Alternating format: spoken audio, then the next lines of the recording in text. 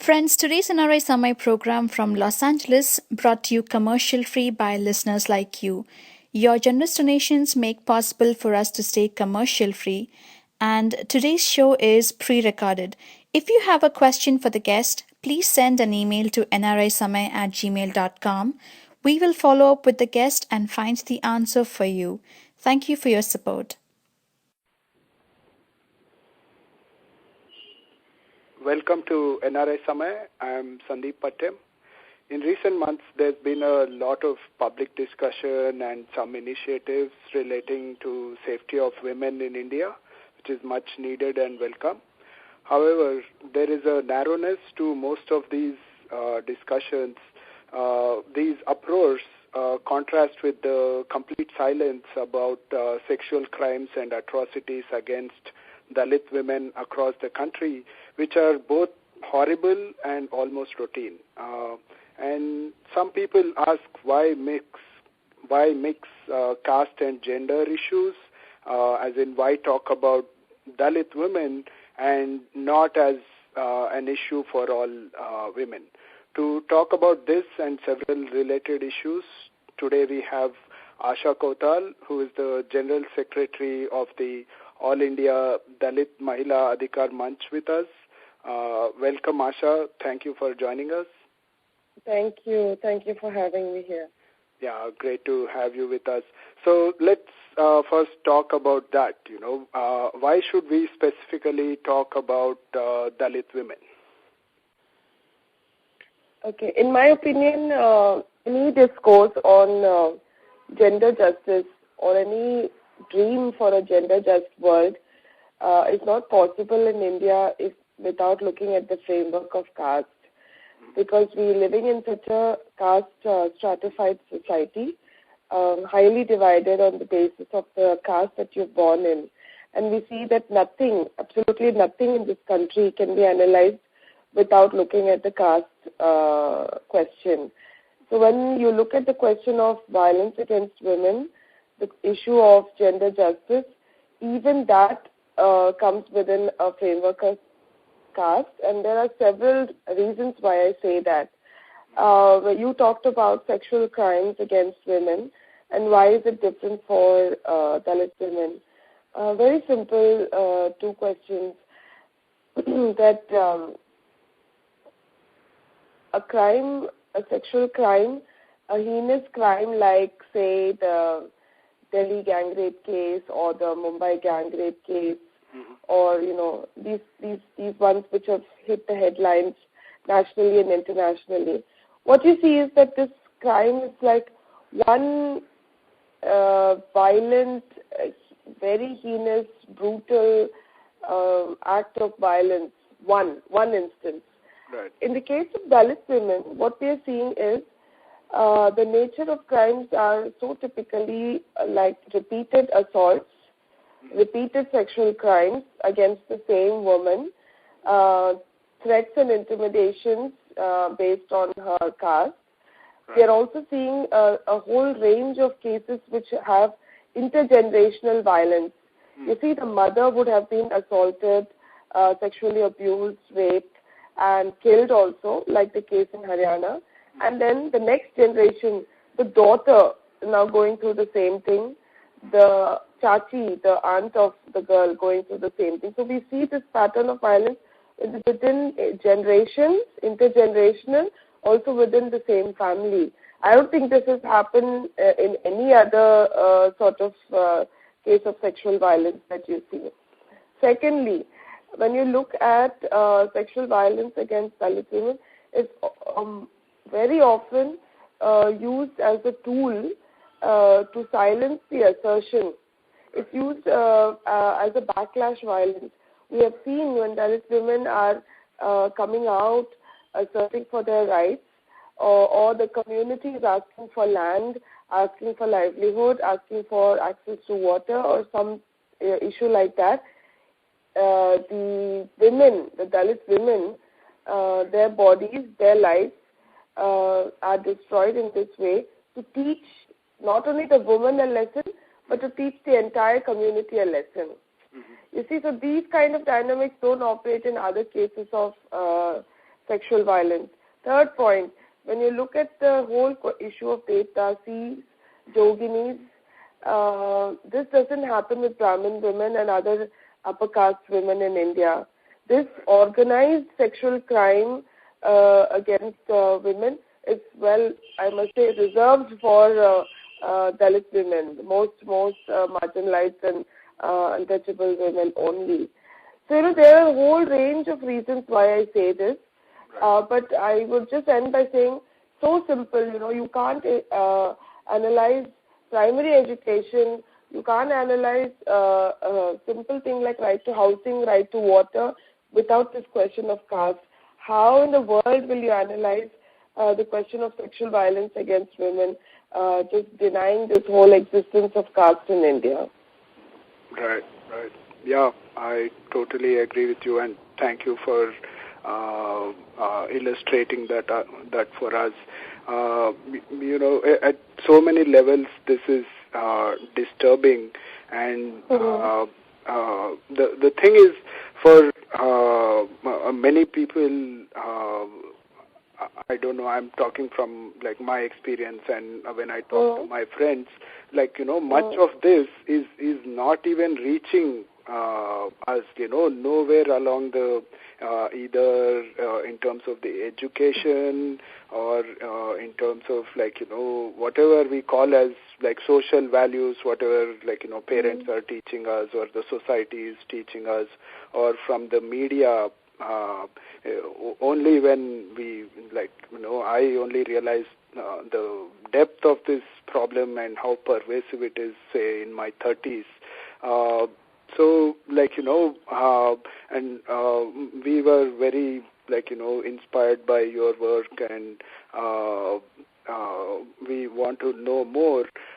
And in trying to understand, how you and people who you work with kind of are approaching these issues. I mentioned to the listeners that you're the General Secretary of the All India Dalit Mahila Adhikar Manch. So can you tell us a little bit about, what the charter of this Manch is? Okay. We're based in New Delhi. This is the National Secretariat office here. And we are a part of the National Campaign on Dalit Human Rights. This is a national level campaign which was formed about 14 years ago, specifically looking at the issue of Dalit rights as human rights. Right. And the slogan that, we started off with was Caste out caste. And this was just a group of 8 to 10 activists, 1 or 2 academicians who thought that, there is a need to highlight this issue of caste-based discrimination both within this country and also internationally. And it was that time when the Durban World Conference Against Racism was being organized. And that time this whole discussion came into existence. We operated as a broad campaign for several years, but about 4 to 5 years ago, we had an internal re-evaluation sort of thing, and we realized that until we have an exclusive campaign that focuses on this intersection of caste and gender, that is where the Dalit women today lie in, they're located at that intersection. And it's so important to have one campaign which exclusively focuses on the rights of Dalit women. And that's when All India Dalit Mahila Adhikar Munch was conceived and set up. So I have been with this campaign only for about 3.5 years now, and been here in Delhi. But all the monitoring of the violence, monitoring of access to other services, it happens within the different states like Bihar, UP, Madhya Pradesh, Orissa, Haryana, Rajasthan, etc. So we are focusing mostly in the areas of the North Indian states, but we work with a lot of NGOs, different associates, sometimes lawyers, individuals who are in the States, and they are our partners, and we just work together as a large, loosely knit coalition. Friends, NRI Samay is a non-profit independent alternate media from Los Angeles, USA, which brings positive stories from grassroots activists from all corners of India and across the world. If you have any interesting episode you would like NRI Samay to cover, we will be happy to do so.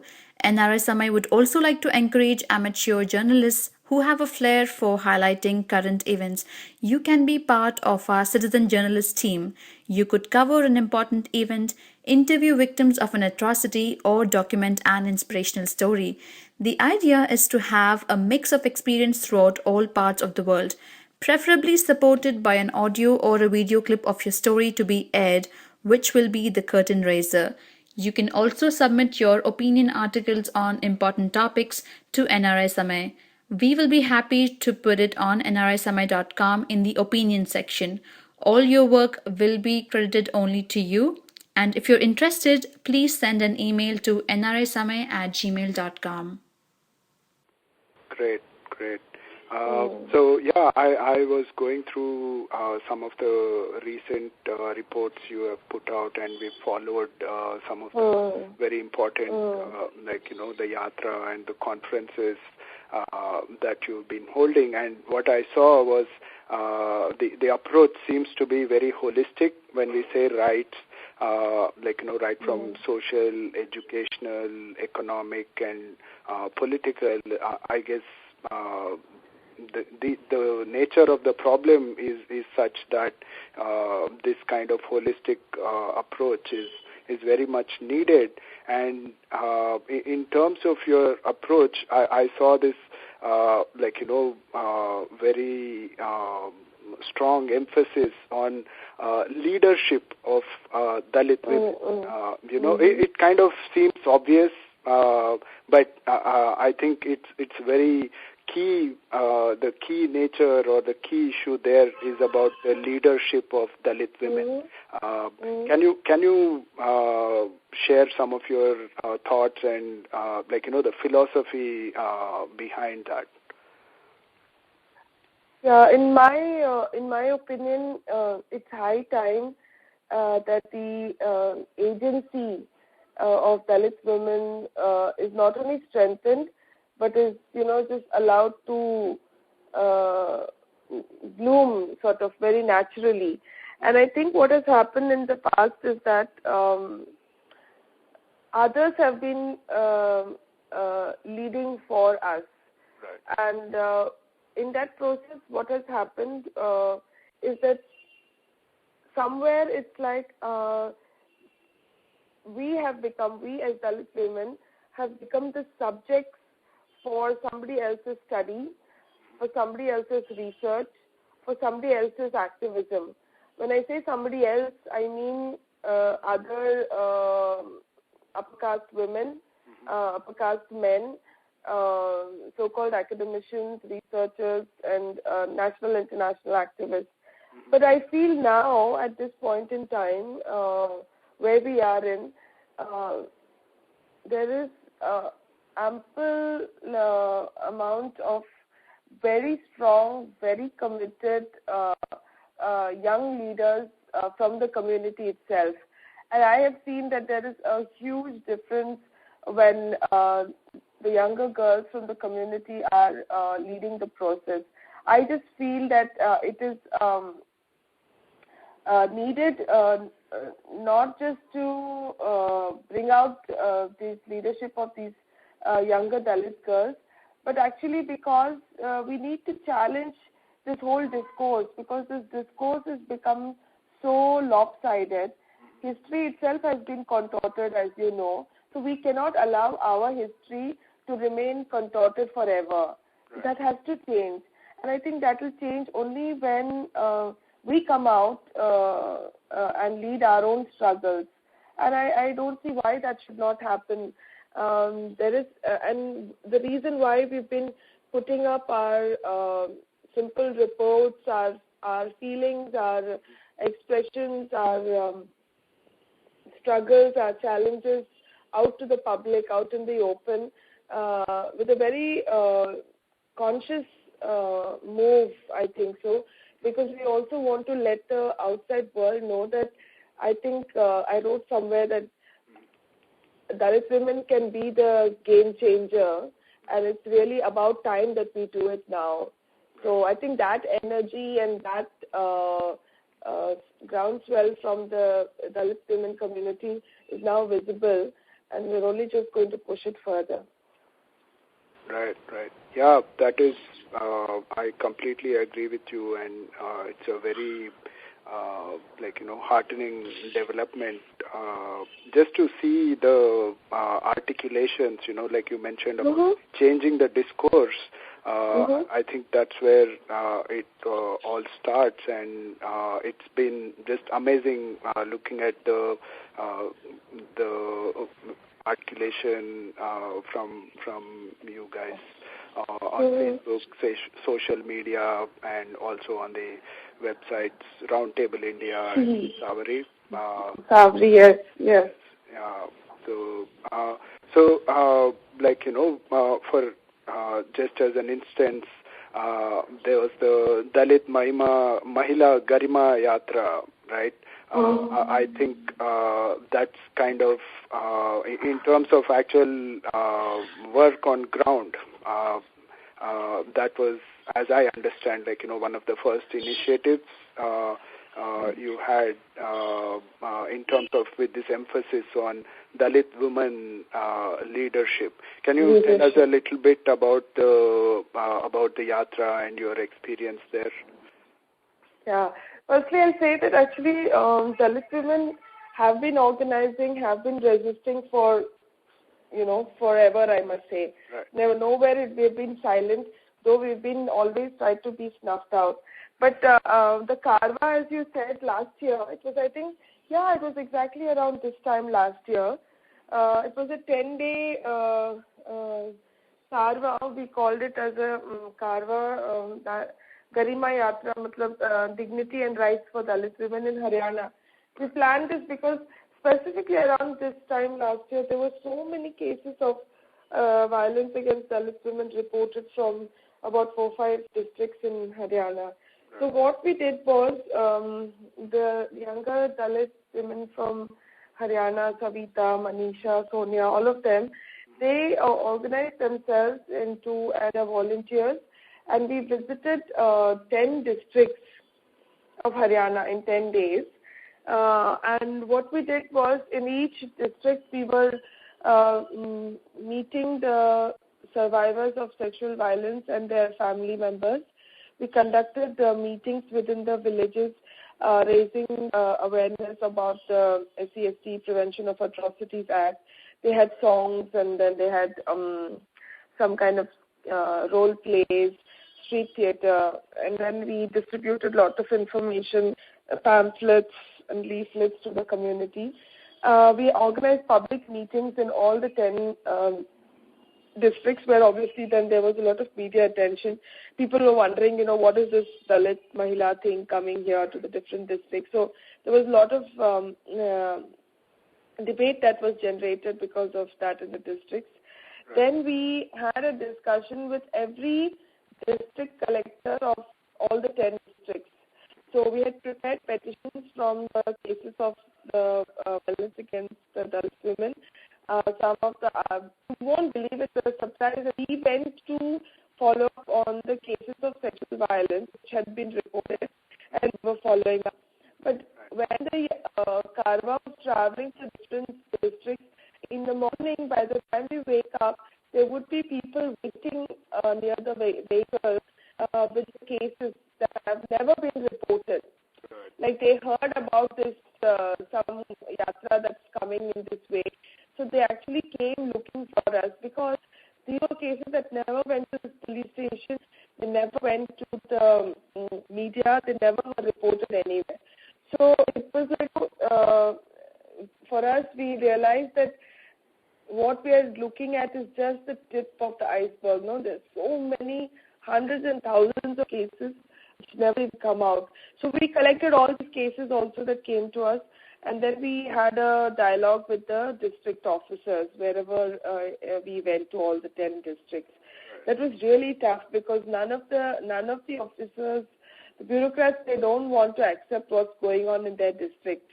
And when we ask for simple things like why aren't the cases being filed, why aren't the survivors being given safety and protection, because after the violence also continuously they are being threatened and intimidated, living in the same place with the perpetrator of that violence.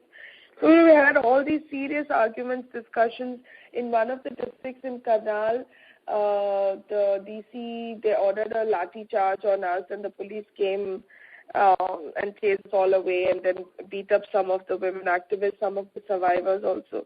So in a sense, it was such a threatening environment in all those 10 districts, but I could just see the courage and strength and commitment of the Dalit women who were leading this yatra. Nothing stopped them, and they continued that, and I think that really brought in a large amount of visibility for this specificity of this issue, like how you started off. Why are we talking about caste-based gender violence in such a exclusive manner? Because only this came out after we conducted these kind of events. But in my opinion, it was really a powerful process, very simple, very cost-effective, because we were living with the community, we were engaging the students, we were engaging the local SCSC employees who supported the program. They came, they welcomed us, they offered us food and place to stay. So I felt that was so the movement came from within the community. It really did not come from somewhere else, and it was not pushed on to Haryana. So in my opinion, it was truly a splendid process, and it gave that space and visibility for us Dalit women. Right. Right. Yeah, that totally makes sense, and it's really baffling. Personally, I'm kind of new to all these issues, and it's so baffling in all the literature I've been reading over so many years, in all the media kind of focus. None of this has come up at all, and even now when you and groups that you work with are highlighting these issues, to see this kind of continued silence, it's baffling. At some level it's baffling, but at other levels it's kind of become like this for the upper caste and privileged people. Talking about caste is just not done in polite society, quote unquote. So I think that is what makes it different, and you look at in every case, the whole idea is about who is pure and who is polluted. So even when you talk of the so-called privileged groups, those who seem to be casteless and those who choose not to name this whole caste identity, where this whole question will come and fall at the door is this whole idea of purity and pollution. We know that many of these elite or something, that is different. So I don't believe that this, you can't just theoretically say something and practice something else. Aren't you really willing to respect each other as equals, as human beings? I think that is highly problematic. I want to refer to this very recent study which was published in EPW somewhere. I am raising EPWs because most of the so-called previous groups that you are saying, they always make reference to EPW. That's why. So this was a study about schools in 6 states, qualitative study in 6 states. If you see, all the practices of discrimination and exclusion, which is reported in that study, they're always linked to water, drinking water in the school, who can drink, who cannot drink from there, which child can touch the or the hand pump, and which child cannot go there, or who drinks first and who drinks next. Another question is the teacher is asking for water or food. Who will she ask? Will she ask the SC child to bring that food for her or water for her? Second thing would be the question on the midday meal scheme when they are serving the food. Who eats, who doesn't eat, who eats in which plate. So, it's always who cleans the toilets, who's made to sweep the floor. So all this is linked with the purity of food and water that you consume. Right. On the other hand, the clean or unclean tasks that you perform of cleaning toilets and sweeping, or somebody else doing another task as a morning assembly in the school, or helping the teacher in doing some work. So when this is at a primary level, I'm talking about standards 1 to 8. So that is like 6 to 12 or 14 years old. So this is where our children are being continuously discriminated and violated. What will they grow up to be like? What will those so-called perpetrators, including the teachers and the other students in that school, what will they grow up to be? I think people want to hide behind this garb of culture, and I think it's all very NRI also. Indian culture and Indian civilization and whatever history and it's all it's all just a convenient way to leave out the reality. An everyday reality. I'm not speaking of something one-off. Friends, NRI Samay is a non-profit independent alternate media from Los Angeles, USA, which brings positive stories from grassroots activists from all corners of India and across the world. NRI Samay does not rely on corporate funding, and our shows are commercial free. We only rely on your donations. Corporate funded media is driven by the TRP rating, and profits are blurring the distinction between news and entertainment. Why do our news channels talk so much about cricket, movies, accidents, popular figures' personal lives, babies of heroines, gossips, etc., while they should be covering the struggles of people, inequality in our society, rural issues, and border security issues? Why did our media raise some corruption crusaders to the sky on one day and shut them off completely when graft charges were raised on those corporate sponsors? Media relies so much on the corporate funding and government blessings that they cannot report independently. NRI Samay is different. We don't accept funds from any corporations, and hence our shows are commercial free. We completely rely on donations from you. Please consider donating to NRI Samay, and please go to nrisamay.com and donate generously. This is the only way together that we can continue NRI Samay. All donations are kept transparent on nrisamay.com. And if you have any questions, please write to nrisamay@gmail.com. Yeah, also, continuing on this, if we talk about, state institutions, the state is kind of driven by a constitution, and in all this gloom, at least, our constitution is very forward looking and addresses all these issues we've been talking about, and the state being the kind of guardian or the of the constitution, you would expect that the state institutions would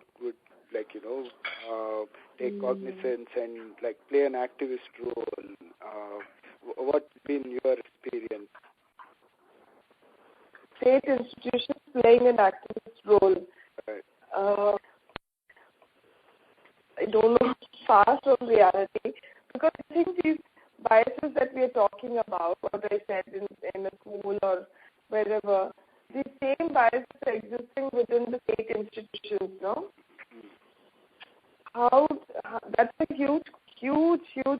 I don't know how to get into that debate. Similar thing like a judge in the Bhavri Devi case in Rajasthan, he made in the court that his judgment was, he made a statement that because she was a SC woman, how will any other caste man go and have sex with her? So he was so his idea was that because she was a Dalit woman, it's not possible that a case like this has happened. This is his understanding. So what do you say to people like institutions like this? The whole criminal justice system needs a complete upheaval by understanding this question of caste violence. I don't think that has happened, and I don't think it's going to happen for a very long time. Same thing with the police also. The way in which they would look at a Dalit woman who is going to report her case and otherwise. Same thing with the officials, the bureaucracy at the district and the state level. Somehow this caste is seeped so deep into our every institution.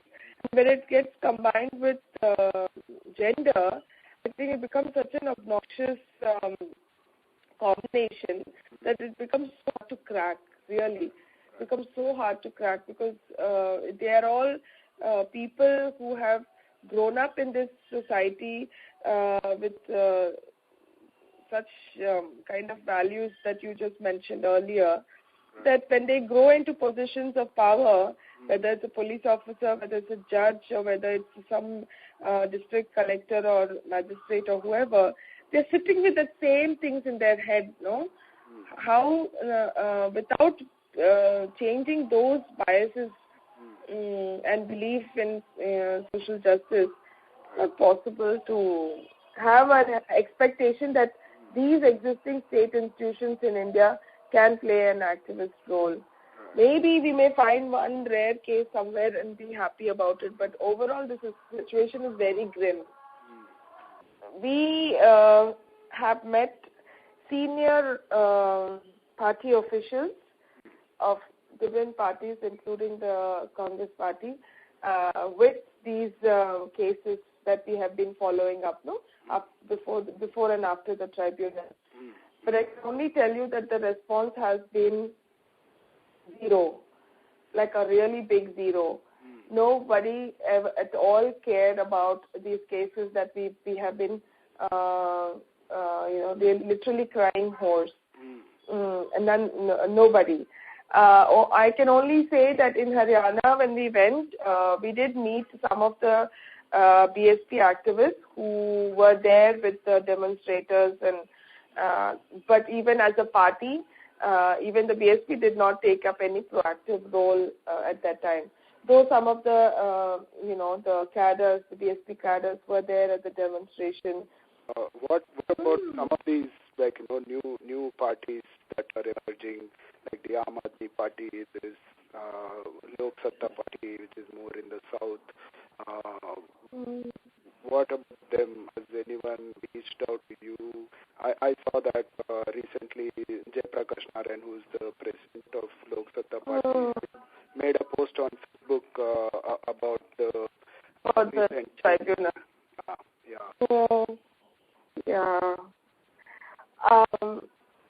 Well, apart from that, I have not had any other, but what I heard is that, I don't know about Aam Aadmi Party because I think it's mostly here in Delhi, but I think one of the points that they have put in their campaign is that they will have private commandos posted in all the wards of Delhi to provide safety for women. So that is the only thing I've heard about what Aam Aadmi Party is talking. I don't think, and none of these parties have spoken about these kind of multiple forms of discrimination and extreme vulnerability faced by Dalit Adivasi women, for that matter. Nobody has said it yet. I'm hopeful that somebody would bring it in their manifesto somewhere. Right. Yeah. Yeah, some of the Lok Sabha party leaders, they had kind of expressed an interest. This whole question of corruption, how much people are able to relate to this whole corruption issue and so much of scams and money and gulala and all these things. And, I know that several people think that like whole solution to India's problems is when the corruption will end, the scams will end. Right. So my question is like all of you all who want to do something and who all are really trying to those who are aghast, as you said, but want to contribute something. When will it happen that we are able to see this corruption, Right. this caste corruption, this violent corruption, this corruption of mind that makes it okay for you to, okay for 12 men to gang rape a 16-year-old girl. What kind of corrupt mind that must be that, this can happen? What kind of corrupt mind it can be that Dalit woman is stripped naked and paraded in the village for 45 minutes? So, that corruption of mind, so deeply, stinking with the caste and patriarchy, I think it's high time for all of you all who want to do something to really get that corruption out first. That's why I always think even like all the political parties now who are and movements, so-called movements who are looking at the issue of corruption, what happened to them? Why did they not see this kind of corruption within our own homes? Right. And our own community, our own societies. So I think that needs to be first, Sandeep. And there are 1,000 ways that people can work together because every voice counts, no? Right. Every single voice counts, and I don't think like one person can make any difference. And I don't also say that it is only the Dalit women who can make a difference for ourselves. Right. We cannot. We will lead the battle. We will, we will question. We will articulate ourselves in the open. But it has to be a multi-pronged sort of a way, a strategy that can make some change. I think you or your friends and you all, you have so much to offer, and I think in different innovative ways to really change the structure and the way in which this country is operating. And I think that is the hope at which we can live, no? Otherwise, what is the point? Every day we get up in the morning, we see the same horrifying news. Okay, we do some more protests, we do some more pressure building, we go and meet these people, and then what? No?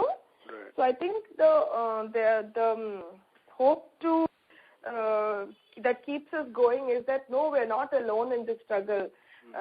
There are people who believe in social justice. There are people who want this to end, like enough is enough. And I know that everyone coming with their own skills, their own resources, their own, dreams for achieving something for India. And all of us can contribute, and make some change. But I think the starting point would be, what are you analyzing as India's problems? And and based on that, we can find the solutions. Yeah. Totally that. Sorry, I'm just going on and on. No, I think it's very important, and I'm like all the stuff we are talking about, it's very grim and disheartening. But like you said, there is only one thing is the hope, and second thing is, now that at least that you guys are there and you're already fighting this on the ground in so many amazing ways. I'm also hopeful that we can come together, in terms of, if we say let Dalits deal with Dalits' problems, then what kind of society is that? Like, what country are we talking about? There is nothing of the sort, right? We have to, if it's there, it has to show. It has to show, and it has to kind of, when we say like India and our country, our people, then it really has to be everybody. Correct. We are now connected, we are talking, we are debating, we are engaging, which I think is very important. I think for people to get in touch with us, I also think the reason we got connected was through social networking, right? Yeah. And I think that is making a lot of difference here in India. Everybody knows power of social networking and, this whole new burst that's happening here. So I think definitely one way is to stay connected on social networks. So we are going to put up new in events and other stuff that's going on here for sure. Okay. My email and other ways, our website is always there. We would also suggest that, if there are ways to have debates, have discussions with small groups, right. Whether here in India, when people come here and have discussions, or right. somehow to throw out questions within your own communities, right. and try to see that if independently the groups are able to organize themselves to cast out caste, right. how that can be done. I also feel that you all in America, you have this lot of academic lectures, right. and people organize lectures in universities and other places. So I think at that time it would be good to have very critical reflections of people from the community. There are so many activists, Dalit activists across the world now. We have international solidarity groups across different countries. So it will be good that if they can come and engage. And another case, for example, there's a whole need of having skilled volunteers, right. Professionals, who bring in skills of, I don't know, like IT or photography or writing or media or I don't know, or so many different skills at each person. So if we could see how that skill set could match with some of the requirements of the movement today, we can always find ways of working together in that way. And also just giving new ideas. Suggestions are always open. We are looking for people to come and be involved.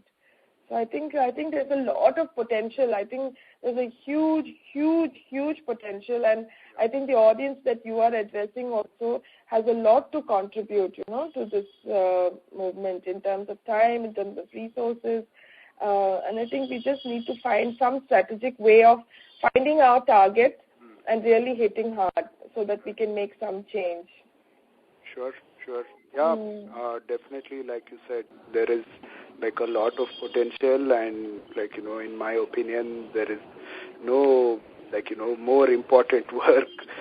Anyone who talks about development in India or things like that, this is it. This is number one. So definitely hope to build on some of the things you mentioned, and definitely organize in several ways. And thank you for the inspirational leadership and tremendous courage you are showing. Just want to say we look up to you, and we hope to work very closely with you. Thank you. I really say thank you so much for having me here. And I just want to also apologize because sometimes I just speak so much of it, a lot of anger and emotion, but it's not meant to hurt anybody, but really to expose the reality of India today. That's the reason why I speak the way I speak. No, but thank you so much. It was excellent. Thank you very much. Thank you for your time. Talk to you soon again. Yes, thank you. Bye-bye. Bye-bye. Friends, if you liked today's show, please go to youtube.com/NRI Samay and click on the subscribe button. You will get notified every time we publish a new show. And you can also like us on our social media sites like Facebook, Twitter, and Google+.